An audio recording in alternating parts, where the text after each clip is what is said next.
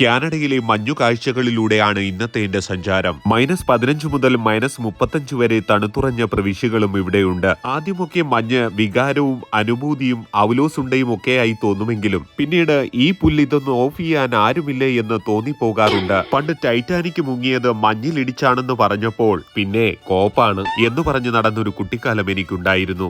മഞ്ഞു പെയ്ത് മണിക്കൂറുകൾക്കുള്ളിൽ തന്നെ പ്രധാന റോഡുകളിലെയും നടപ്പാതകളിലെയും മഞ്ഞു നീക്കം ചെയ്യുന്ന പ്രവർത്തനങ്ങൾ എന്നെ അക്ഷരാർത്ഥത്തിൽ ഞെട്ടിച്ചു കളഞ്ഞു. കാക്കുടുക്കയിൽ കൈയും വെച്ച് നാം സുഖമായി ഉറങ്ങുമ്പോൾ ഇക്കൂട്ടർ നമുക്ക് പിറ്റേന്ന് സഞ്ചരിക്കാനുള്ള പാത സജ്ജമാക്കുകയായിരിക്കും. അറഞ്ചോ പുറഞ്ചോ ഉപ്പുവാരി വിതറി മഞ്ഞലിയിപ്പിക്കുന്ന ഈ പരിപാടി കറിക്ക് പോലും ഉപ്പ് ചേർക്കാത്ത എനിക്ക് അത്ര രസമായി തോന്നിയില്ല. മിക്ക സ്ഥാപനങ്ങളുടെയും മുൻവശത്തായി ഇങ്ങനെ ഉപ്പ് നിറച്ച പാത്രങ്ങൾ കാണാനാകും. ഈ ചെളിക്കുണ്ടിലൂടെ വല്ലയിടത്തും നോക്കി നടന്നാൽ അലച്ചു തല്ലി വീണ് നമ്മുടെ അടുക്കള ഭാഗം തകർന്നു പോകാൻ സാധ്യതയുണ്ട്. ഈ കാലാവസ്ഥയിലാണ് കാനഡയിൽ ഏറ്റവും കൂടുതൽ വാഹനാപകടങ്ങൾ